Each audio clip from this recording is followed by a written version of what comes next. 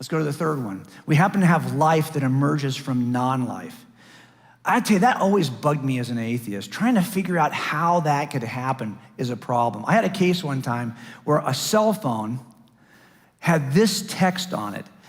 It was the victim's cell phone next to his body at the murder scene. Here was the text. I wasn't quite sure what to make of it. Is it just a butt dial, an accident? You know, what does that even mean? It didn't seem like it was really information. I couldn't decode it. What's the message? I don't know. Well, it turned out this message came from his wife, Rachel, who had been cheating on him for a number of years he didn't even know. And on this night, she'd had enough. She wanted to kill him. He was working late. He wanted her boyfriend to go over and kill him at the place of business. But he was getting ready to leave, and he had called her and says, I'm coming home. So she texted him to hold him in place so that the boyfriend could kill him.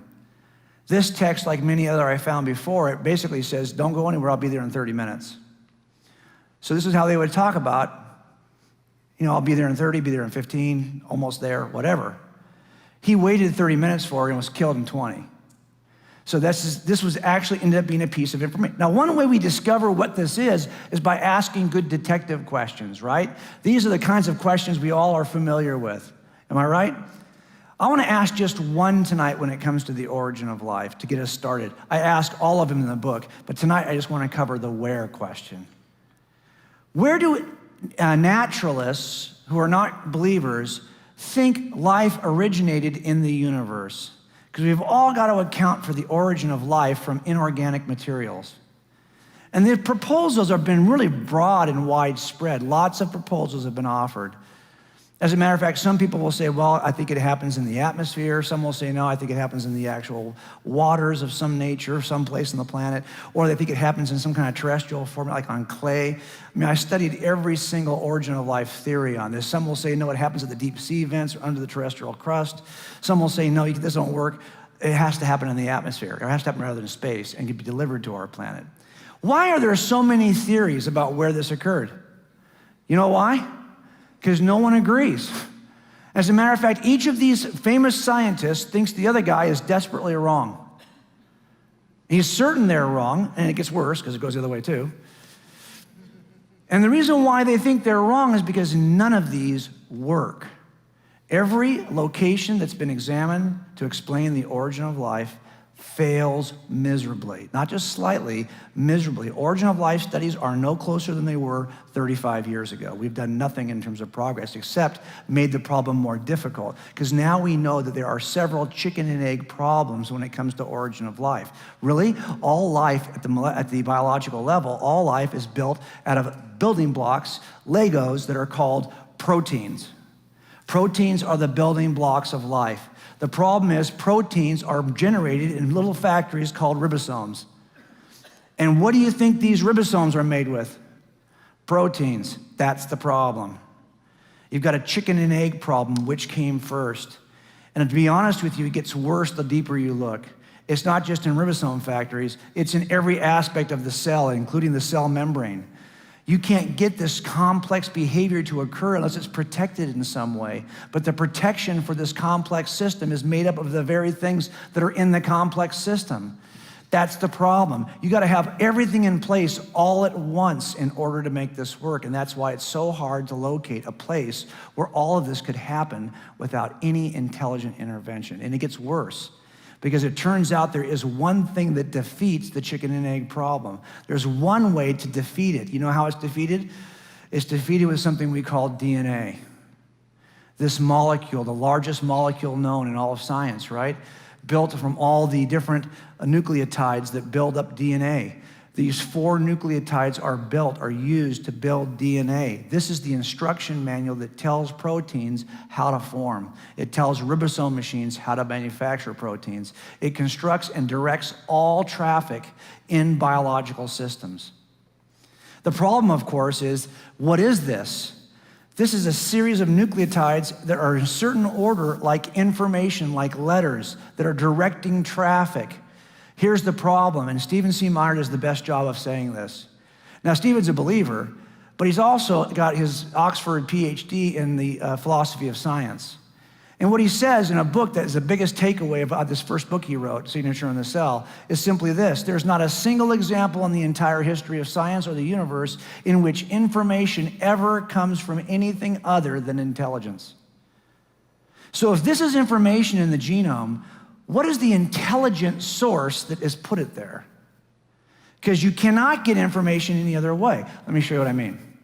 He actually, there's some work I looked at. I love this guy's work. His name is Dr. Werner Gitt. He's an engineer, IT specialist in Germany.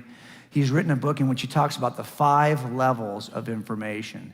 Why do we think that DNA is truly information and requires an intelligent source? Well, because if you look at information, it comes in 5 levels. Let me introduce them to you. Here's my dog. Do you guys have dogs? I went over to Pastor Paul's house today, and I got to see his dogs. He's got cute dogs. I have a corgi, a Pembroke corgi. This is the best dog in the planet. If you have a dog, your dog is nothing compared to this dog. Pooey on your dog. This is the smartest dog in the world. But it's a dwarf. It's a Pembroke corgi. And they are like little shrunken down sheepdogs. And they cannot type. If I put a typewriter in front of this dog, it is not going to be able to type. But let's just go with me for a second, do a little thought experiment. Let's say I put a typewriter in front of Bailey, and Bailey, I said, Bailey, do me a favor, type me out a sentence. And after banging her little paws against that typewriter, I write down on the chalkboard what she's typed. She's typed this. Is that information? Yeah, actually it is. What is she saying? I don't know. Is she trying to say anything? I don't know. But is it information? Well, in some sense it is. It's very unusual and specific if you think about it. What are the odds of her typing that same thing again? Probably never happened. What if I had Scrabble pieces in that format and I threw them on the ground? How many times would I have to throw them on the ground before it would form that combination again? Probably never happened. So it is, in some sense, very specific, detailed information.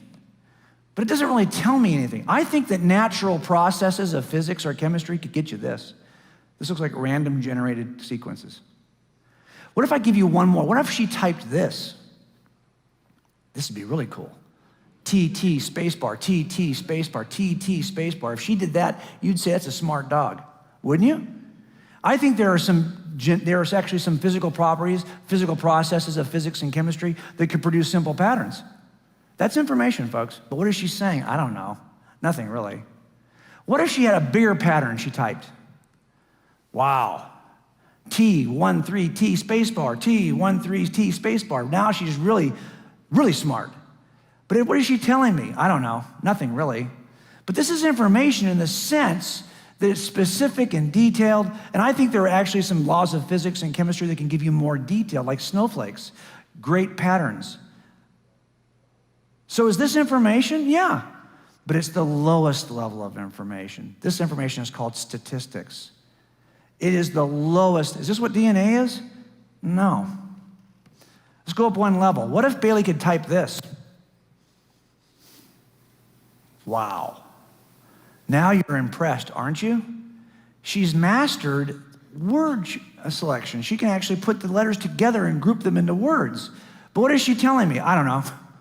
I'm not quite sure what she's telling me. We're up one level. We've mastered words, but we don't have any content yet. This is called cosyntax. What if she could type this? Now we have words in a proper linkage that gives us a concept we can recognize. She's actually telling us something, and we understand what she's saying. Do you see how much different that is than this? How do we get this through natural processes? You can get this. You might stretch and say you can get this. I don't think you can. You can't get this, though. This is another level of information, which is called semantics. I've been places where people have mastered something between these two. They understand the words, but they're not quite sure how to put them together. Maybe English is their second language. I was in Malibu at a Thai food restaurant, right? I go into the restroom. This sign is hanging in the restroom at a Thai food restaurant in Malibu, California on PCH. Please do not throw paper wiping hand down toilet. I think I understand what he's trying to say. And he's somewhere between cosyntax and semantics. He kind of has the right words almost in the right order. What if my dog, Bailey, could type this? Wow. This is actually a request. Information that requests a response is different than just information describing something. Information that requests action is another level that is called pragmatics. And if you expect that the person you're talking to is actually going to respond and do this for you, that's even another level called apobetics. These are the highest levels of information. Requests with an expectation of response. If you want to know the difference between this and this, one easy way is to simply ask yourself a question. If I change one character, does it change the meaning of this sentence? Of course not. That's not really information. It's the lowest level of information. So if I look at this and I say, just take one character out, the comma, this has no change at all on this sentence because it didn't mean anything before. It doesn't mean anything now. I think some of you know where I'm headed with this from the look on your face. But at the bottom, at the highest level of information, you know it's high information because if I make one change, like take the comma out of that sentence, now everything changes, right? Now the sweet Bailey who was wanting Grandpa to feed her has now become the evil Bailey who wants to eat Grandpa. See the difference? And that's why we know that this information is at a much higher level. Small changes have dramatic changes in meaning. So the same thing happens in your DNA, right? Here's Billy the Kid, or maybe this is Jesse James, I forget who this is. But if I look at his genetic code, the stuff that actually structures who he is, and I make a small change, take out, let's say, this one nucleotide and replace it, that change results in a change in Billy. Something is going to change. Why? Because this DNA is not just statistics.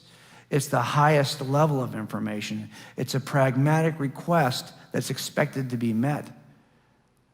This is hard to explain in a naturalistic universe. And even the naturalists recognize that. So Paul Davies, a physicist from ASU, says, we are still left with the mystery of where biological information comes from. If the normal laws of physics can't inject information, and if we are ruling out miracles, which of course they are, then how can life be predetermined and inevitable rather than a freak accident? How is it possible to generate random complexity and specificity together in a law-like manner? We've always come back to that basic paradox. How do you get this by staying in the room? Well, I describe a couple of ways people try to get it. One thing you can do is simply say, oh, it's just chance. You do it long enough, hard enough, these things will happen by chance. But that really misunderstands the level of information involved. Or you can argue that there's some natural law that could cause information. Give me an example of that. You won't.